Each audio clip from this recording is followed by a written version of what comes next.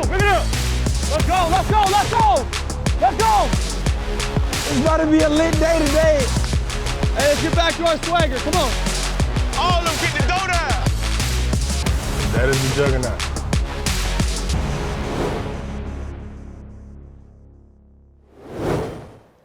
All right, welcome back inside the TCO studios. Gabe Henderson here alongside Ben Leber. My guy Sheldon Richardson finally joining the show first time. Sheldon, every time we start this segment off, we do it with a trivia question. Okay. So we got a trivia question for you. You ready? All right. Put your thinking cap on. After practice, y'all. You should know this. Talk to me. The Vikings recorded 5 sacks against the Steelers last week. You know that, which is tied for most in the game this season. Week 1 at Cincinnati was the other time. What is the team record for most sacks in a single game in Vikings history? 10.5? 10? Yeah, 10. 10. It's 10 or 10.5. Oh. You remember the game? Yeah, Detroit. Yeah, we set the franchise record that day. Do you remember who had sacks that game? Who had sacks that game? Me, Tom, Griff, Daniil. I think Linval had 1 or 2. Of course, I had one. Yeah. I had one for sure. I know Tom. It might be Tom had one. All right, you got Tom, right? You got Griff. Daniil had like 3.5. Daniil had 3.5. Yourself, you had a half. Right. And then there's 2 others. I'll say Not one. Linval. One is Not Linval? Yeah. One is a defensive end. One is a member of the secondary. Is a member of the secondary. It had to be Harry. Nope. No? He's still on the team now, though. Right now. Yeah. McKenzie? Yep. McKenzie. All right. And the other DN, was it Deshaun? Nope. Stephen Weatherly. Yep. There you go. Gotcha. Bingo. Yeah. Daniil had 3.5. Ed with 1.5. Tom Johnson 2.5. Yeah. He had 2.5. Yeah, he was in that game. I missed like 4. Yeah, I did. Did you really? Matthew Stafford shook the drawers off of me. But yeah, he definitely did. He got like 3. I had 3 ops to get a sack that game, so and I only got half. I remember just watching on the sidelines, like, you guys beat him up. That was a fun game, man. Yeah. That was a fun game. Like, what is it like as a defensive line, like when you have a day like that? I mean, even like the first half against the Pittsburgh Steelers last week, like when everything is just rolling. Well, first thing, you got to take care of the run. I mean, you're doing that, right? You know what I mean? Other than that, I mean, the offense is we're playing complementary football. That means you scoring points to put them in position where they're throwing 2 times out of 3 downs instead of 1. And, you know what I mean? And other than that, you get guys getting sacks. Daniil probably started it off with the first 2, and then he'll look up and like, bro, you're not the only one finna get a sack today. You just got to look at him and tell him that because you know he is.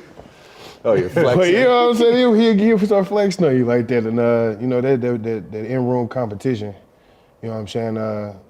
It's friendly competition, but it's definitely, we hold pride to that, though. You know what I mean? As far as that going. I know that during the game, you probably don't feel bad for any opposing quarterback that you're attacking. But when you watch the film of that game, is there any part of you there like, damn, man, I feel bad for Stafford. Like, he got beat up. Not at all.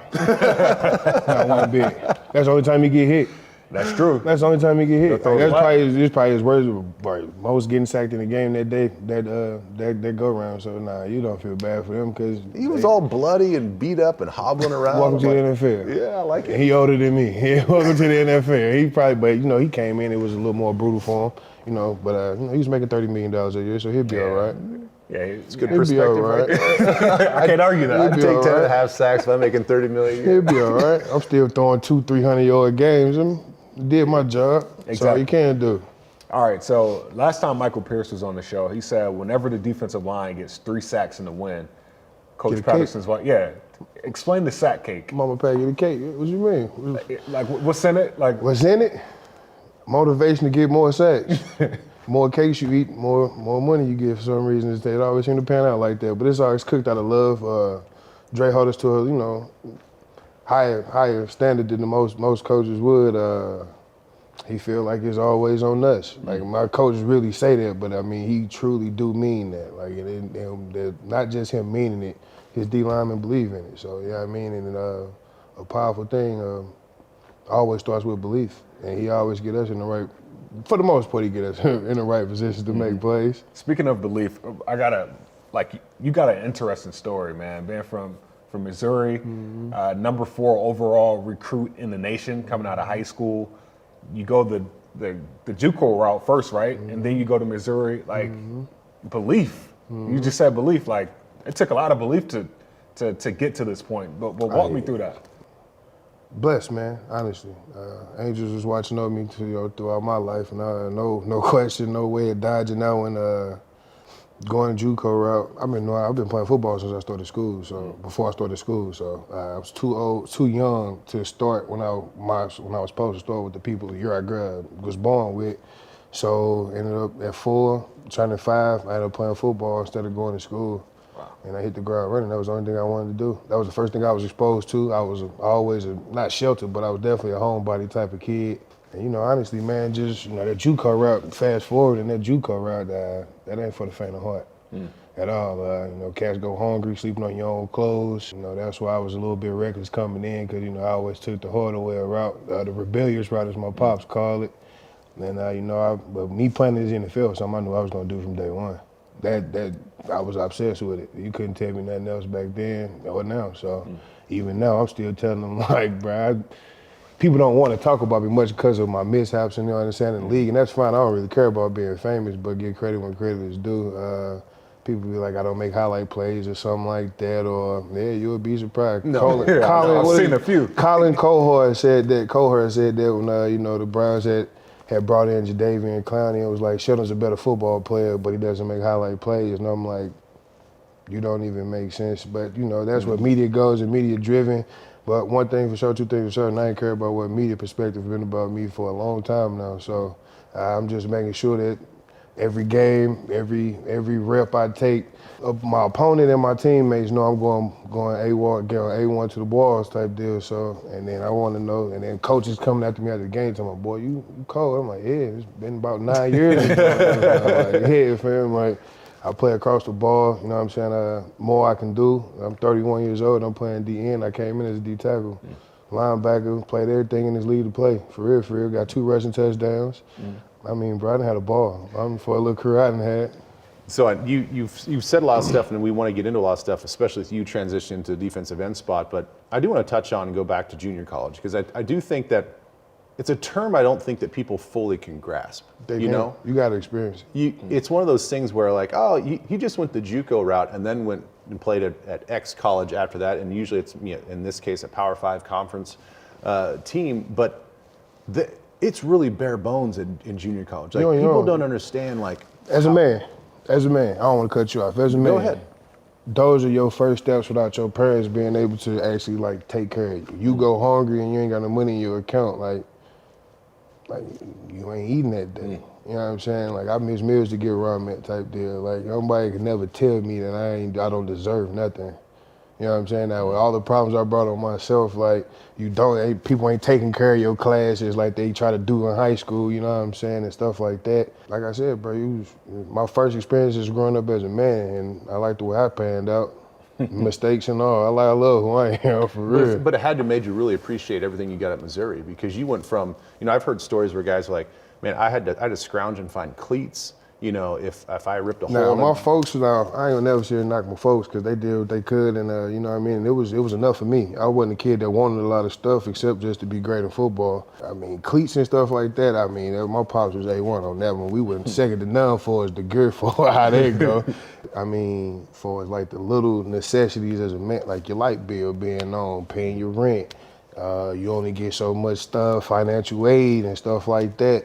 To do that, and then it's like little ways you gotta maneuver around the system to make sure you eating all the time type deal. Like, it's people go JUCO, and I'm telling them right now, it's not for the faint of heart. It really isn't, because I myself, where you see me sitting at today, thought about quitting playing football. I mean, it's kind of, I wouldn't even say JUCO, junior college, is glamorized, but one of the most popular shows on TV is Last Chance U. It tells the stories from players who went big time D1 and they actually get their last chance at the junior college. But you don't really see like the stuff that you're talking about, where like these guys really got to fight for what they got. But like you said before, the belief to get out of that situation, that you were going to make it to the NFL. Who was someone that you depended on, or somebody that helped you through this process? My rocks, both of them, my moms and my pops. And that's just in a nutshell. I ain't really had too many people call me like they call me now. You know what I mean? And it's all love still. You know, my outside extended family, they'll tap in when they can. You know, but just been my moms and my pops my whole life. That's who been there for me from day one. My best interests at heart from day one, right, wrong, or indifferent. They still gonna show me love. If I'm wrong, they the one gonna put the boot on me. I call them my leash now as a grown man, you know what I mean? Because, I mean, honestly, like, I don't know where I'd be without them. You know what I mean? When I got in trouble back then, when I was with the Jets, I wasn't so embarrassed about what I was doing because, you know, at 22, 23 years old, I was, 24? 23 years old, 24? The embarrassment for my folks hurt me more than, because that stuff you see, somebody do that today, you can go to work the next day type deal, but the fact we're in the NFL, they made a headline out of it. That was just embarrassing. My mom had to look me in my eyes, you know, like people keep asking me, are you okay, and this and that, and people think I'm a junkie or this and that, or I'm deranged because I like driving fast in cars. I'm like, well, what they was doing at 22, I bet you they wasn't doing it in the Bentley. They doing it in a Honda Accord. Yeah. I mean, but teachers on, you know what I mean? So we just leave it at that, and we moved forward from it. Our relationship got even closer, you know what I mean? And, hey. Man, that's awesome. Well, let's talk some football after the break. That's cool? Let's talk. Sheldon Richardson, we'll be right back.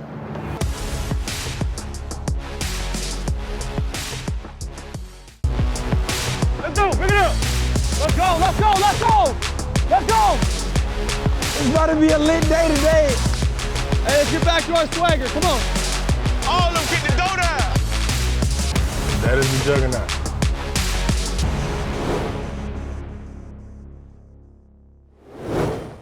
All right, we're back. This is the Audible presented by Verizon. Sheldon Richardson is here. Ben Leber is here. My name is Gabe Henderson. Sheldon, if I had a lasting impression of you this year, it's the last play against the Baltimore Ravens, where when they won the game, and I just saw you just like snap your chin strap, and I was just like, this dude is passionate. Yeah. This guy wants to win. Your thought process just on this season thus far? It could have been more if it was younger me. I mean, you know what I mean? I used to slam helmets and stuff like that, of frustration, but you know, you live by that rule, you hate to lose more than you love to win. It kind of don't sit well with you. You know, but you can't get mad at nobody but yourself because you always feel like I need to do more. Like I've always felt I need to do more, want to do more. You know, and then I was doing limited roles and stuff like that too coming in this season. So that's something to get used to. And you know, it's just you feel like your hands be tied sometimes when you're in that predicament coming from an older guy looking in it, especially when you've been in the root of stuff like that. And then, bro, it's just, yeah, man, the team has so much fight, bro. And then it's like we deserve to do better for ourselves because we put this work in, bro. Zimmy is a tough coach, great defensive scheme. Great defensive scheme, first of all. Now, whether we execute it or not, that's a different question, and he gonna let us hear about it. But I mean, like I say, the little things, attention to detail in his defense is definitely what it is. Like, I mean, that's where most cats get away from because they see guys doing and freestyling, but Aaron Donald rush like this or this cat cover like this, and I'm like, yeah, you not none of them. Yeah, that's the reason why they built the system around AD and it worked for him. You feel me? He came out with 20 sacks when they built the system around him. I know the system very well. I was in the same type of system with Rex Ryan. It's 3 technique friendly, defense and 3 technique friendly. But I mean, you know what I mean? It's just you gotta balance it. You gotta do your job, but know when the players that come to make or for you to make them, just make them. You don't have to make them hard. I done missed a couple sacks this season, got a sack and didn't get credit for it. I mean, that's Which one? The one with Harry. Okay. That was one. The one they gave her mine in San Fran. I definitely touched Jimmy. We laughing now, but I mean, this is just some of the stuff that cats go through and think about, you know what I mean, and some of the decisions they make in the plays and how they playing the game type deal versus playing the system. You know, you talked about always wanting to do more, and that's always been a part of you since you were a young 4 or 5-year-old playing football. Man. Well, you had a great opportunity. You're taking advantage of that opportunity this season. You know, you guys have injuries and, you know, Daniil and Ev being out. They got to move you to defensive end. Like that was a sneaky move that I guess I wasn't thinking about on the outside looking in, because I've always just seen you as an interior, you know, defensive lineman, even though you have moved around, you played a little bit of everything, but dude, that's been a great move to have you go out there. What's been one of the keys to that transition for success as a defensive end? Me personally, that's an easy transition. Is it? It's not too hard for me. I've been playing when I was coming out of high school, I was ranked as a defensive end. I was third in defensive ends, first at D tackle, and I only played one snap at D tackle in high school. And I was number one in tight end. So coming out like that, just me being versed in playing football across the board, not just particularly one spot. And it wasn't never throughout a year. This is week to week. So I'm always had to, if I was on defense, I had to cover their best guy if couldn't nobody cover him. I had the best offensive lineman I'm going against them type deal. And that was every week. And then when I get tired, Sheldon, go to the weak guy. We think one of the weaker links on the chain type deal. So me playing football like that has always been my MO for real. I stat sheet stuffer. That's what I always like to call it. No matter how you get it done, just get it done. It don't have to be pretty. I know y'all see the videos of the swiping hands and all that, and the guys jumping through looking like nice big old ballerinas. But nah, it's just sometimes you gotta go run through somebody's face mask for real. All game too. All game too, because cats don't expect it, especially at tackle. They not going against 295 at end. Yeah. You know what I mean? And then I ain't trying to run around you. That's too much work, because the quarterback step up and you break pocket, Dre on my back. So nah. Yeah. And then it's just it's the way it goes. Like you run around the block, defense, the 3 technique win that time, he got a way to go out now. So, you know what I'm saying? We hold each other accountable to make sure we are getting sacks. Not just one guy. After the sack against Big Ben on Thursday, I keep saying Sunday, but on Thursday, we got you on camera saying, after 9 years, I finally got a free one. Yeah. 9 years, I finally got a free one. Finally got a free one. So that's got to be your most proud one, right? Most proud one? Well, the easiest one. Oh, most definitely the easiest one I ever got. Okay. Me personally, the most easiest one I ever got, most definitely. And that's my first time getting Big Ben. Oh, wow. Is it really? First time getting Big Ben for an official sack. First time it was a freebie. I'd take it on his way out, too. Only other quarterback I missed was Peyton. Really? Man. Wow, so you got time. Drew. Oh, yeah. You got them all. We got time. Yeah. We got time. We got time. Yeah, who got time. Who was that player during Halloween that put up gravestones in the front yard? Of Miles Garrett. Miles Garrett, Miles Garrett. That was brilliant. I like that. That And was Kyler nice. Murray after was like, why I'm on your tombstone, man? Because you got sacked, baby. In the graveyard. Win, lose, or draw, you on this tombstone. I love that. It's the way to go. The one thing about the Thursday night game that I'd love to get your thoughts on was you guys had those 5 sacks, and if I can remember right, 3 of those were those layup free sack type deals. Like the game plan that you guys had was awesome. Yeah, definitely was awesome. And then they made adjustments at halftime. Well, I get that, but from a blitz package standpoint, from a disguise package standpoint, very rarely do you get 3 free unblocked sacks in a game. I believe most definitely. Maybe I see it week to week. You know what I mean? Somebody gonna come free. You know what I mean? You might get quarterback hits. You might get pressures, but I got a linebacker sitting with 5 sacks, right? 3 sacks right now. How many EK got? 3? 5. 5? Right? 4, yeah. 4 or 5.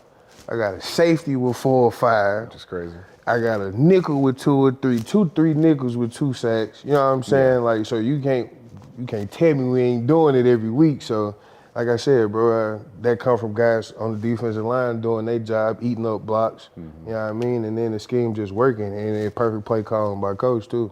Yeah. You know what I'm saying? So you gotta give credit when credit is due, and kudos to them cats not missing their layups. Those are very easy to do. Yeah. Eyes get so big, quarterback on you. You think it's a screen. And then you would think it's a screen. You win so clean. Yeah. And then next thing you know, he step up, move one way, and you diving forward, and you think you trying to turn in the air. I'm telling you, bro, it's fun. It's fun, but it's hard. It's hard. By far, the hardest thing on earth to do is get a sack. It used to be hitting Major League Baseball. Yeah, it's definitely getting a sack. No question. So Chicago Bears coming up next. We had a few days to prepare for them. Me and Ben were talking about it earlier. This is a game that it always comes down to defense.